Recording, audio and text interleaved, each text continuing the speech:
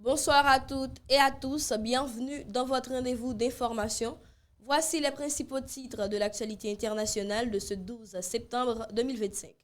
Aux États-Unis, arrestation de suspects de l'assassinat de Charlie Kirk, figure de la jeunesse pro-Trump. Au Brésil, Jair Bolsonaro condamné à 27 ans de prison pour tentative de coup d'État, une décision historique. Des médias internationaux dénoncent les restrictions de visa pour les journalistes étrangers imposées par Washington. Le Japon renforce ses sanctions économiques contre la Russie. Au Népal, le pays s'enfonce dans la crise après des émeutes meurtrières et la chute du gouvernement. Et enfin, le prince Harry en visite en Ukraine pour soutenir les soldats blessés.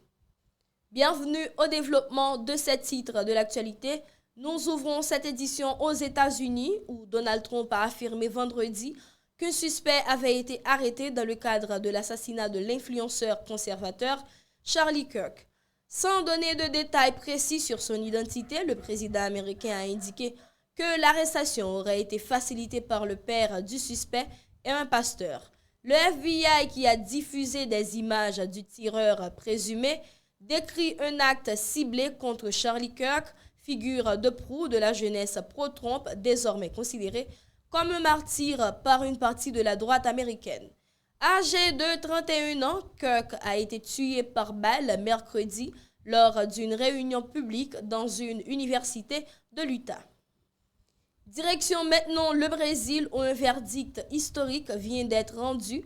La Cour suprême brésilienne a condamné l'ex-président Jair Bolsonaro à 27 ans et 3 mois de prison pour tentative de coup d'État. Reconnu d'avoir dirigé une organisation criminelle visant à se maintenir au pouvoir après sa défaite face à Lula en 2022, il devient le premier ancien chef d'État jugé pour de tels faits depuis la dictature militaire. Bolsonaro, absent du procès pour raison de santé, reste assigné à résidence à Brasilia. Son camp dénonce une persécution politique et promet des recours, y compris à l'international. Cette condamnation a provoqué une vive réaction des États-Unis. Washington a sanctionné plusieurs juges brésiliens, tandis que le Brésil affirme ne pas céder aux menaces. Toujours à Washington, mais cette fois dans le domaine de la presse, une centaine de médias internationaux dont la BBC, Média France Monde, l'AFP et Reuters exhortent l'administration Trump à renoncer à réduire la durée des visas pour les journalistes étrangers.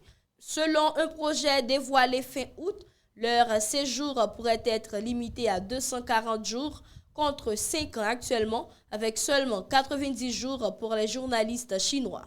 Les signataires estiment que cette mesure affaiblirait la qualité de la couverture internationale et la position mondiale des États-Unis. Ils alertent sur le risque d'instabilité pour les correspondants et leurs familles et d'une information mondiale moins fiable au profit de récits biaisés par des puissances rivales. Sur le plan diplomatique, le Japon durcit ses sanctions contre la Russie. Le Japon a annoncé ce vendredi un durcissement de ses sanctions contre la Russie en réponse à la guerre en Ukraine. Tokyo gèle les avoirs de 14 responsables et 51 organisations, parmi lesquelles des dirigeants russes et des figures pro-russes en Ukraine. Le gouvernement japonais a également abaissé le plafond du prix du pétrole russe, fixé désormais à 47,60 $ le baril contre 60 précédemment. Cette mesure vise à limiter davantage les revenus de Moscou issus de ses exportations énergétiques. En Asie, le Népal traverse une crise sans précédent. Au Népal, la chute du gouvernement fait suite à de violentes manifestations antigouvernementales qui ont fait au moins 51 morts et permis l'évasion de 12 500 détenus.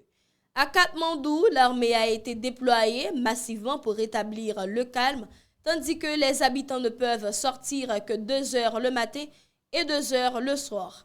Les protestataires, en grande partie issus de la jeunesse, dénoncent la corruption et l'inaction des élites politiques. Le Parlement et plusieurs institutions ont été incendiées. Le Premier ministre, contraint de démissionner, pourrait être remplacé par l'ex-présidente de la Cour suprême, Shalila Karki, pressentie pour conduire une transition, mais qui divise encore les manifestants. le pays reste dans une profonde incertitude. Enfin, une note plus symbolique, le prince Harry s'est rendu ce vendredi à Kiev avec son organisation caritative Invictus Game pour présenter un programme d'aide à la réadaptation des soldats ukrainiens blessés. Il s'agit de sa deuxième visite en Ukraine cette année après un déplacement à Lviv en avril. L'ancien officier britannique a déclaré vouloir contribuer au processus de rétablissement des militaires, même si la guerre ne peut pas être arrêtée. Ce voyage intervient après une visite de 4 jours au Royaume-Uni, marquée par un signe d'apaisement avec son père, le roi Charles, après plusieurs années de tensions familiales. Voilà l'essentiel de l'actualité internationale de ce 12 septembre. Merci de nous avoir suivis. Passez un excellent week-end et à lundi pour une autre série d'éditions. Une excellente soirée à toutes et à tous.